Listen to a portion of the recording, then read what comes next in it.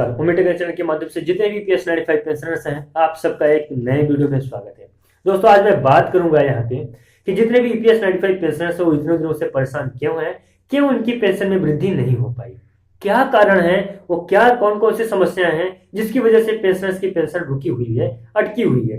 प्रमुख कारण मैं बताऊंगा, तीनों तरफ से बताऊंगा, श्रम मंत्री, वित्त मंत्री, ईपीएफओ, माननीय प्रधानमंत्री, सुप्रीम कोर्ट। ये 4-5 कारण ऐसे हैं प्रमुख जिसकी वजह से पेंशन की वृद्धि नहीं हो पा रही है, पेंशन रुका हुआ है। सुप्रीम कोर्ट की तरफ से फैसला हो चुका है एक बार कि जितने भी ईपीएस 95 पेंशनर्स हैं उनके पेंशन में वृद्धि की जाए, उन्हें उनके सैलरी का जिस प्रकार से उन्होंने कंट्रीब्यूशन किया है उन्हीं कंट्रीब्यूशन के अनुपात में उन्हें पेंशन की रकम भी प्रोवाइड कराई जाए, उन्हें पेंशन की रकम दी जाए।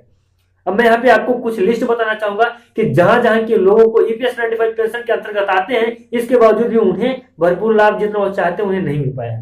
तो है मिल मजदूर संघ के कर्मचारी हैं जो ईपीएस 95 पेंशन के अंतर्गत आते हैं और उन्हें उस प्रकार का लाभ नहीं मिल पाया जैसा वो लाभ चाहते हैं, यानी बढ़ी हुई पेंशन की रकम।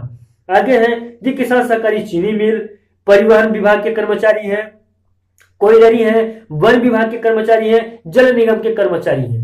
ये कर्मचारी हैं प्रमुख 6 विभागों के हैं ये कर्मचारी जिन्हें ईपीएस 95 पेंशन के अंतर्गत रखा गया है और है, लेकिन ये प्रमुख हैं जिन्हें ईपीएस 95 पेंशन के अंतर्गत रखा गया है। साथ ही साथ में इनकी पेंशन में वृद्धि को लेकर इन्हें कई बार आश्वासन भी दिया गया है कि इनकी पेंशन में वृद्धि हो जाएगी। साथ ही साथ में पेंशन में वृद्धि का आश्वासन देने के बाद भी पेंशन में वृद्धि नहीं हो सकी है।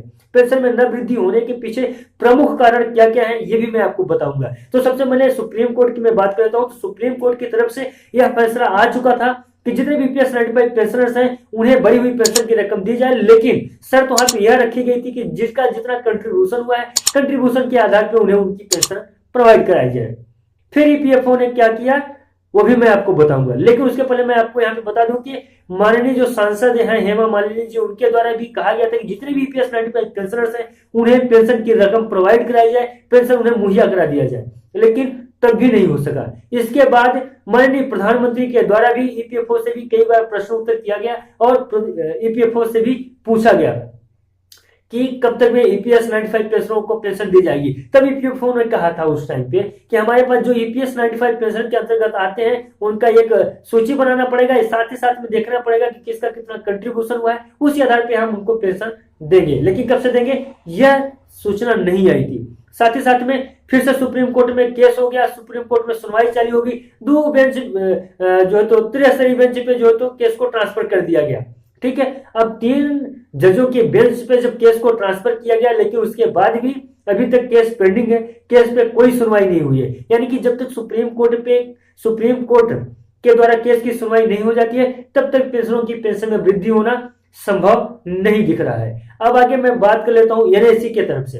एनएचसी की तरफ से एक बड़ा खुलासा यह हुआ है कि जितने भी ईपीएस 95 पेंशनर्स हैं उनके पेंशन में वृद्धि न होने के पीछे कुछ तो पेंशनर्स का हाथ है, साथ ही साथ में कुछ नेता राजनेताओं का भी हाथ है।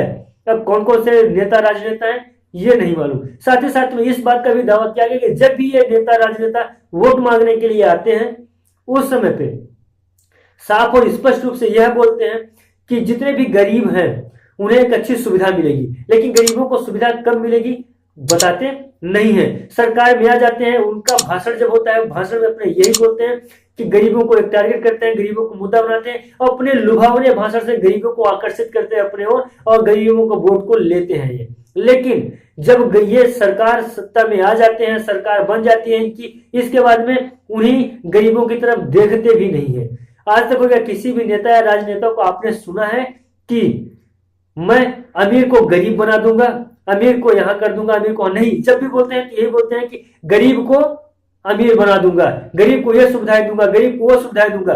आज तक कभी आपने नहीं सुना होगा कि किसी अमीर को गरीब बना दूंगा या किसी अमीर को मैं सुविधा दूंगा, जितने भी यहाँ के अमीर हैं सबको मैं ये सुविधाएं दूंगा, कभी नहीं सुना होगा। कभी भी आपने सुना होगा, सिर्फ ये सुना होगा कि जितने भी गरीब हैं मैं उनको सुविधा दूंगा। तरह तरह की सुविधाएं होती है, सुविधाओं की एक लंबी चौड़ी लिस्ट होती है, कर्जा माफ से लेके पता नहीं कहां तक की लिस्ट होती है। सब गरीबों को पर लागू किया जाता है, गरीबों को दिया जाएगा। लेकिन अब महंगाई कम कर दूंगा एक बहुत बड़ा मुद्दा होता है जब भी सरकार बननी होती है तो, लेकिन महंगाई चरम सीमा पे है अपने। सबको मालूम है कि महंगाई है, जो पक्ष में वो भी बोलते हैं महंगाई है, जो विपक्ष में वो भी बोलते हैं महंगाई है। तो पेंशनर्स का पेंशन न बढ़ने के पीछे प्रमुख रीजन यही थे। तो अब एनएससी की तरफ से यह कदम उठाया गया है कि जो 19 दिसंबर को एक लखनऊ में महाअधिवेशन, जो एक बहुत बड़ा आंदोलन का भी रूप ले सकता है, वो एनएससी की तरफ से इस बात का अपील किया गया है कि जितने भी ईपीएस 95 पेंशनर्स हैं वो भारी से भारी संख्या में, बहुमत के साथ में, पूरे अपने बल के साथ में वहां उपस्थित हो, ताकि सरकार को उनकी संख्या को देख के सरकार जितने भी ईपीएस 95 पेंशनर्स हैं उनके पक्ष में फैसला करने पे मजबूर हो जाए या तैयार हो जाए।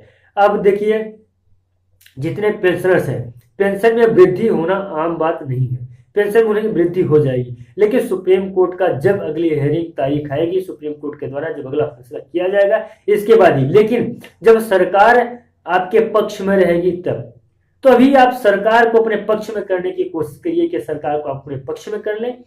सरकार द्वारा इस बात का आश्वासन दे दिया जाए कि इतने तारीख से पेंशनों की पेंशन में वृद्धि हो जाएगी, सुप्रीम कोर्ट को तभी सुनवाई हो जाएगा, सुप्रीम कोर्ट के भी द्वारा आदेश पारित कर दिया जाएगा, लागू कर दिया जाएगा, साथ ही साथ में आदेश पारित होगा और ईपीएफओ की तरफ से आपको पेंशन मिलना स्टार्ट हो जाएगा। दोस्तों, आज के लिए बस यही खबर था। मिलते हैं नए वीडियो में और नए अपडेट के साथ, तब तक के लिए नमस्कार, जय हिंद, जय भारत।